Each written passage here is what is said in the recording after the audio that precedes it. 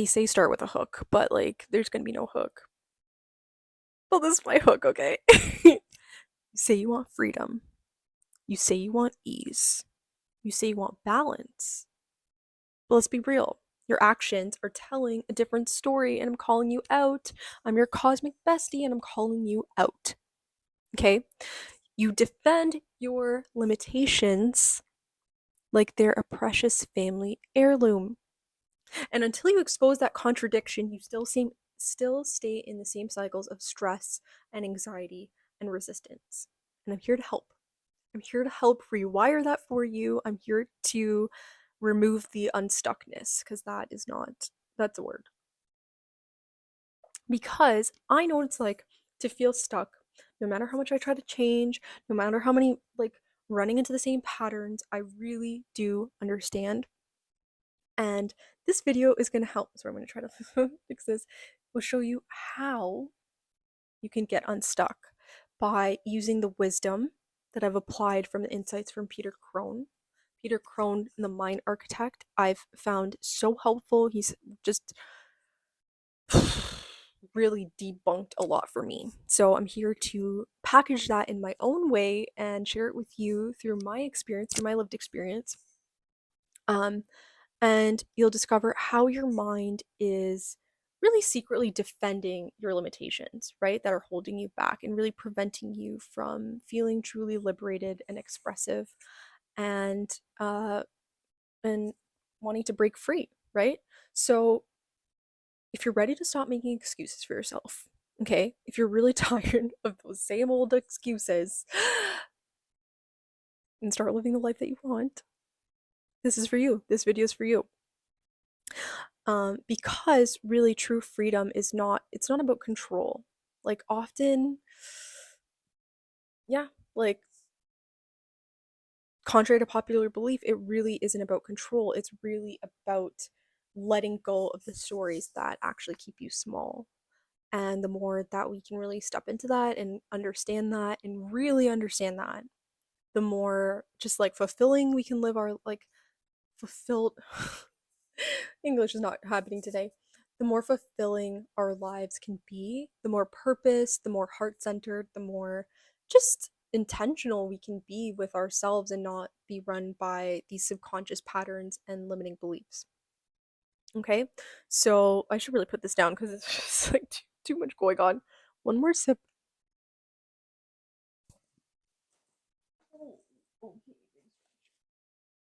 Okay, so I do have chapters here. I'm gonna break this up into chapters for you guys, so we're not going on a tangent. We might have some digressions, but let's start with the mind. Okay, so one thing that I've learned through many years of therapy, many years of coaching, okay, because I've done coaching in different realms, which is really interesting. Like I've done some like brand coaching, I've done coaching specifically around like intimacy and sexuality. Um, just like I've had like a lot of people work with me one-on-one and in group settings as well, and it's really cool to be able to integrate that experience and share it with people, because like it doesn't have to be an isolated thing. But what I've learned through those experiences is that the mind isn't designed to set you free, right? It's not designed to set you free. It's designed to keep you safe. And that safety often stems from familiarity. And familiarity is not always what's best serving you, right? So, if you're used to feeling put down and minimized and condescended to, then that might feel safe to you because that's what your life has been, and you've developed paradigms and belief systems that are structured around that very thing that are designed to keep you feel quote unquote safe, but it's actually making you small. And I can relate to that. And what happens is that safety and that familiarity then becomes the prison that we build for ourselves, because it becomes just this conditioned way of being, and we don't question it. And when we don't question things, that's when our critical thinking stops. That's when we just let things happen on autopilot. And that's where we feel like we are the like background actor in our own life. Like we're not even the main character in our own life because we think that there's so much else running the show, or we put someone else on a pedestal, or we outsource things, or we yeah. So we really lose our autonomy, we lose our control based off of this imprisonment. So the more quickly you realize this, the more it will actually set you free. And sometimes it's the simplest truths that we boil down that are the most impactful and really pack a punch, even though we're like, oh, that's too simple. Like, let's just do simple. But sometimes the most simple things lead to the biggest breakthroughs, right? So I want you to question, like, when you're committed to defending your limitations rather than stepping into the unknown, how does that serve you, right? Are you are you the one playing a role? And this is not victim blaming. I just want you to like question, are you the one playing a role in arguing for your own imprisonment? That could be based off of a belief, that can be based off an ideology, that can be based on just a mantra or something that you tell yourself every single day that confirms this or reinforces this. And for me personally, there have been times in my life that I have kept myself so stuck based off of a tragedy, based off an imprinting or an experience that I would replay in my mind on loop. Okay? So let's say something awful has happened. I would not just experience that awful moment. This happens with a lot of people, especially like traumatic experiences. They have something happen, and I don't mean to use that language, happen to them, like something has happened in their lives, and the story that they tell themselves, myself included, would then become the marker for if I am going to defend my limitation or if I'm actually going to learn from that experience. And I think the delineation there is really understanding if I am keeping myself small. Like, is this a story that's keeping me small, or is this something that I have an insight that I can learn and then just steer clear of, right? So, um, for me, I'll just give a personal anecdote of in my working life. Um, I used to work for a boss that was very controlling, very, very controlling. And I personally believed that I had no autonomy with this person. I'm not going to name this person, but I thought that I did not have, like, my entire identity and dynamic was around how this person controlled me and controlled the people around them. And I remember just feeling so helpless. And that feeling of helplessness, it is a learned feeling, right? Like, you learn that over time. It's conditioned. Um there are times in our lives where we can be helpless as children, for example, and then we learn this behavior and then it just becomes repetitive over time, and then you just keep reinforcing that loop. So I would take this situation, for example, it would become stored in my body, and then I would feel so helpless, and then I would recreate that circumstance over and over again multiple times in my life, not just with that person, with other people, and just you're constantly reenacting it. I think it was Freud who said like that reenactment, could have been Jung as well. Um, and I really thought, like, in like the most purest of hearts, like, I thought this person had control over me. Like, I really believed that. I really believed that, like, even when I wasn't around this person, that they had control over me. And that was so disheartening because I could not live my life without fear. I did not live my life without anxiety, without feeling stuck, because I felt like I had to serve this person. And that is what the mind does. No one told me that. No one explicitly said that that was happening, but I did that to myself. And I'm not blaming myself. I'm just saying, like, I just want you to realize the time in your life, if there's any situation in your life where you feel that you owe something to somebody or someone controls you, nobody controls you. Like, absolutely nobody. Unless you're living in a hostage situation where, like, you are, like, I don't know how you're watching this video, but like you're like that movie Room, um no one has control over you. It is the attachment to a belief that someone has control over you. And that is really hard to digest, and I'm not, again, victim blaming. That's a bit of a tangent, but that is just a personal anecdote of, like, I have not always felt liberated and free and self-expressive. Like, there have been times in my life where I felt so shackled and so confined and so small because I thought that there was no other way. So I would love for you to think of a time in your life where there was a tragedy, an imprinting, or an experience where that has happened and you are now playing that on loop. It definitely helps talking to a mental health professional. I'm not saying that I am here to do that, but I'm just here to prompt that discovery and know that there are people to help with that. And so, having said all of that, I I really feel like I really want you to remember that your subconscious is programmed to prioritize certainty over possibility, right? So that's what keeps us small. If you really understand that, when you really desire change or you're really feeling resistance and something is not incongruent and is not playing out the way that you want it to, or it's probably it's probably because it threatens the identity that you've built. You really have to question your beliefs. You really have to question what you are telling yourself, because boom, resistance kicks in. Resistance kicks in if it's attacking the way you identify. If you identify with someone who feels that they are stuck, then it is going to be very uncomfortable for you to say, "Oh, I am free," because it is you're just wired that way. You've been conditioned to think that for so long. So don't be hard on yourself. Just know that through repetition, through awareness, through that discovery, you can implement changes. And it takes small steps at a time. It's not going to be an overnight thing. So don't be hard on yourself. So, for example, if you want abundance, but you hold on to beliefs about scarcity, there's a contradiction. If you want love, but you hold on to this idea that, if you bring people in, that you have to push them away because you believe you're unworthy, there's a contradiction.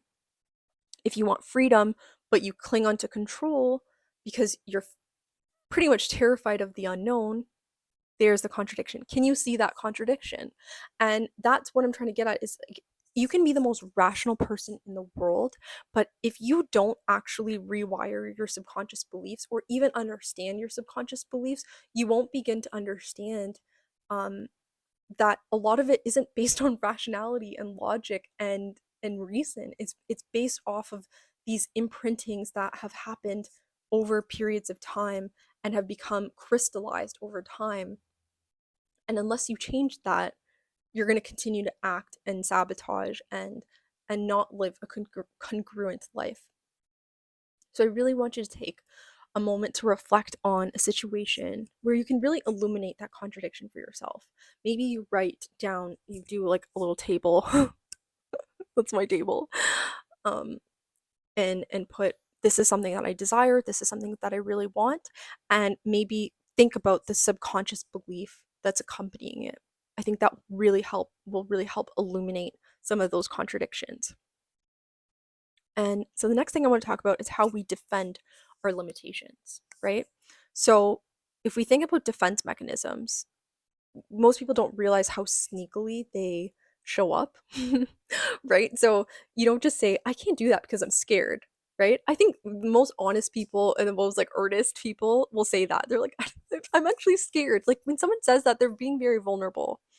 But no, you instead to justify, you rationalize, and you intellectualize all the ways why something's not going to work for you. And that can be the most packaged, pristine thing. You can come up with the most elaborate ruses for this, okay?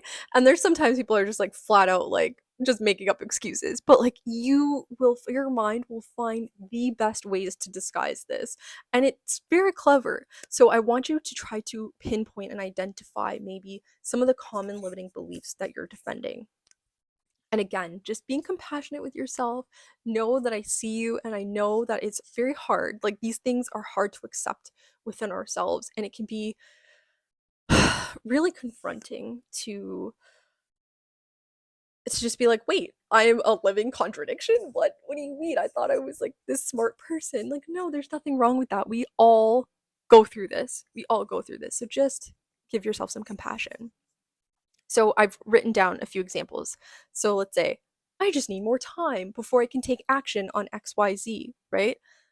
That what that really translates to is I'm avoiding the discomfort of change, right? You're putting something off. I know this feeling very, very well because I used to struggle so hard with perfectionism. So I would delay things, and I would just procrastinate like it was nobody's business because I was too scared. I was like, I'm just scared of showing my real self, and I'm comfortable with change.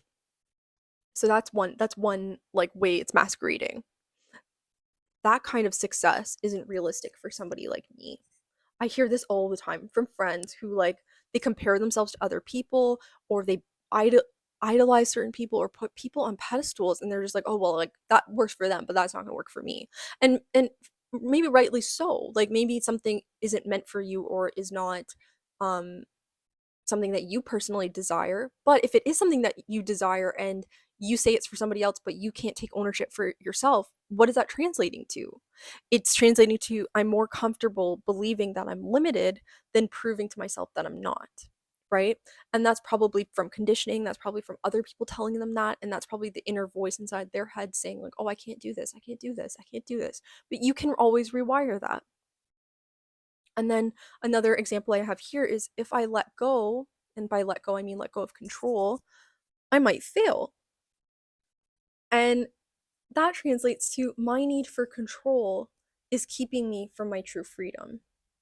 My need for control is keeping me from my true freedom. And this one I see a lot. This one I hear a lot from a lot of people. And people will get caught up in the semantics and the logistics and be like, oh, how am I going to get these things done? But really, if we really boil down a lot of these problems, they really have the same universal truths, right? It's like if you boil down a lot of these beliefs and limiting beliefs, it comes down to very simple universal truths like I'm not good enough, I'm not worthy enough, I'm too much, stuff like that. But all of that is actually really stemming from the attachment to a certain belief, not the actual situation itself. It's all rooted in the attachment to a certain belief. And once you understand that attachment, once you really clarify what that attachment is and see that that's what's holding you back, that's when you get out of the imprisonment. That's where you can actually set yourself free. Is that it's not actually the situation or the thing that is cascading as a situation or presenting itself as a situation. It is your attachment to the belief or the ideology. And that is where you have control. Like that's like quote unquote control. Um, it's where you have the most freedom in knowing that you can actually take ownership over your life and you can take ownership over your beliefs and the thoughts that you think. That doesn't Nobody else has power over that. Just like how I said my boss, I thought my boss controlled my life. I really thought this person had control over my life. I would replay things in my head. It was so unhealthy. Like I would spend my weekends like trying to literally defend my own limitations, defending things, talking to my ex-boyfriend about it, being like da da da da, replaying it, and just like I would just stay in that vibration and defend all of those things because I was too afraid to step into my own power. I was too afraid to even believe that I was not small. I'm not even small. Like I'm not small. So where are you doing that? Where are you doing that in your life? I want you to identify that and to know that once you realize that it's the attachment to that belief that you will set yourself free. You will feel an immediate relief. And when you start to develop the awareness and can actually take accountability and ownership over your life rather than outsource it to some institution, some government, your parent, your partner, your child, your employer, whoever, you can like actually take a deep breath and be like, oh, you know what? That's a relief. That's a relief. That's where you develop that inner peace. That inner peace comes from a confidence in knowing that nobody else outside of your life can ruin that. No one else can step into that unless you let them. So the reality check here is that you are not actually afraid of failure. You're afraid of losing the identity that you've built around the struggle, right? You're afraid, I'm going to repeat that. You're afraid of losing the identity that you've built around the struggle. And I know for me personally, I used to be like, I was so like insistent on rationalizing my limitations that I would get mad at people. If people were to point that out to me, I'd be like, oh, like you were met with 101 more excuses. But I invite you to question, who would you be without your excuses? Really, who would you be? I really want you to question that. And that's why ego deaths are so scary. That's why when people go into these psychedelic experiences and they experience ego deaths, they're like, who would I be? It's like, who am I without all these problems? Like, who am I in this physical body without all these problems? Who are you? I want to know, who are you? Because it's not this person you're masquerading as, right? Like, you'd be a freaking free person without all those problems. So the next time, so how do we shift out of that limitation? One, as I said, going back to the beginning, it's about developing, cultivating that awareness. But the next time you feel resistance, I want you to stop and ask yourself, what am I defending right now? What am I defending? And if you just create a little bit of space surrounding like the thoughts that you hold and know that these are just passing voyagers, that they do not need to, you know, be in your mind, they do not need to be some I was gonna say permanent resident. They don't need to be a permanent resident in your mind. They're just passing along, right? Your thoughts are just passing along. You can take what you want and you can leave what you don't want. But just really understand, once you develop that space, what am I defending right now? And if you want more money, but you're telling yourself that making money is hard, I want you to pause. Wait, why? Like, if I want this, again, make that table. This is what I want. This is what I desire. This is the limiting belief that I have that accompanies that desire. And you start unveiling those contradictions, you are actually creating space. You're pausing, you're allowing yourself to see, okay, there's more to the story here. There's more to the story than just I'm not just taking this as a truth. I'm not just automatically seeing this as a truth. You're questioning it. And through that questioning, you believe that there's so many things that aren't actually truths. Things I always have trouble saying truths. Things that are masquerading as the truth because you've just let it in and you just believed it on autopilot. But no, you have the power to sit quietly and think and decipher and distill and filter and sift through that information. And that's where your imagination and your critical thinking comes into play, right? We talked about that in the video on higher faculties. If you haven't watched that video, I highly suggest you go watch that video. So if you want ease, but you refuse to let go of control, pause, reveal the contradiction, expose the contradiction, see it for what it is, and then decide to make a new choice. Okay? Don't say I told you so. And as a wrap up, I just want to say that the mind is a master storyteller. Okay? It will weave narratives of all sorts of doubt and lack and fear and whatever, why you can't, why you shouldn't, why it's too late, why you're too old, da da da da da, why your like body is falling apart. And none of that is real. None of that is real. It's all an illusion.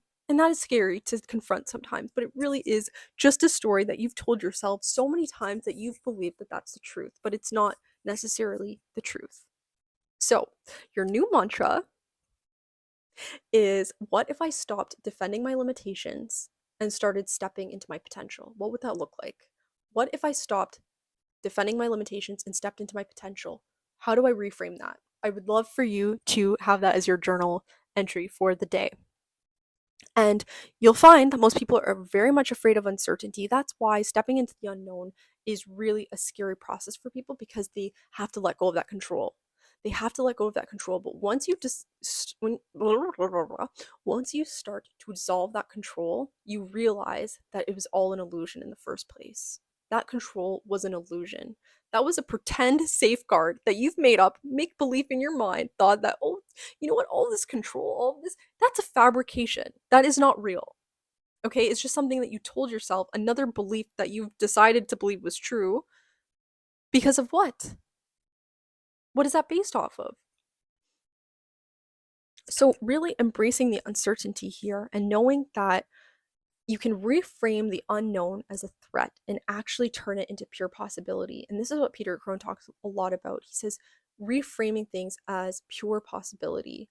And if you really just embrace life that way and you start to see it as like, okay, I'm not afraid of failure, I'm just afraid of the unknown, and I've acknowledged that, but I now reframe that as pure possibility, you can do so many things. You can do so many things. You really can. You really can. And you don't arbitrarily stop yourself.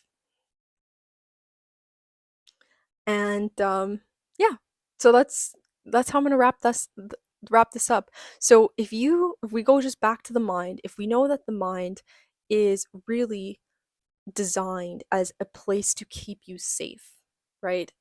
Is designed to propagate what is familiar rather than stepping into the unknown. And when you start to reveal and unveil those contradictions, you make space for creating that reality yourself.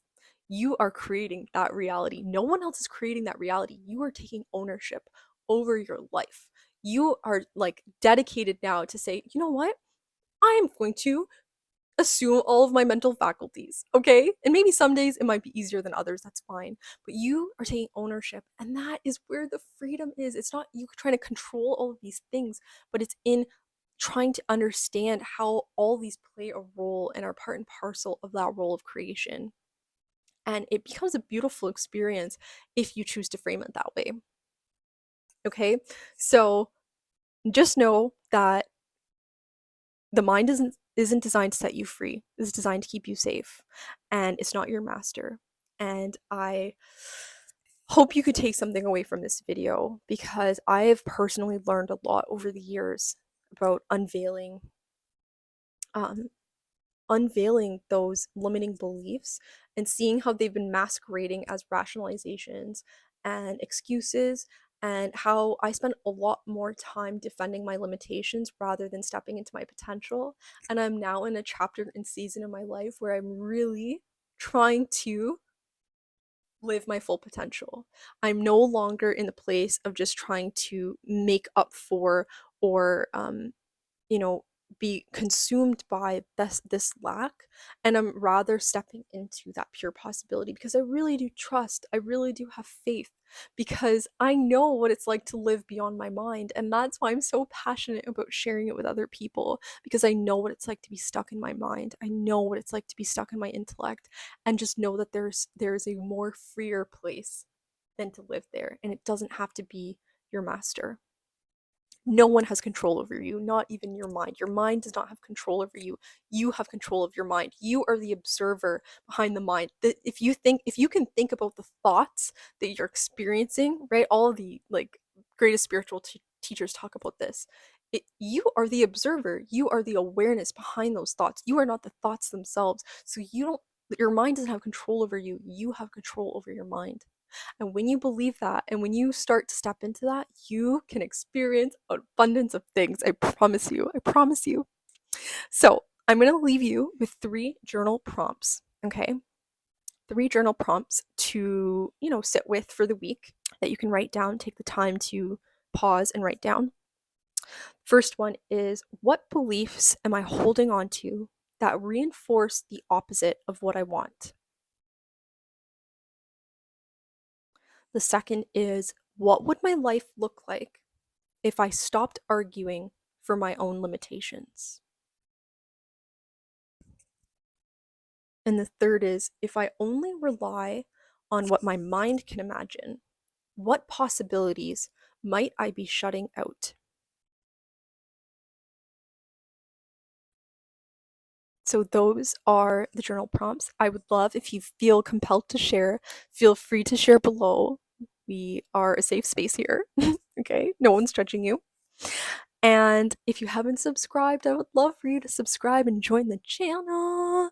As your cosmic bestie, I'm happy to, again, share my experiences on consciousness and creativity, and in a kind and loving way, right? Where you can really just ask yourself these questions and help integrate them into your day-to-day reality. And I hope to give more tangible, practical guidance, not just these esoteric musings. um, and just dig a bit deeper and ask these questions and be introspective, but to also allow yourselves to honor your own cosmic compass and how we're also attached to this greater collective compass. But that's the beauty in that creation, in that unfolding.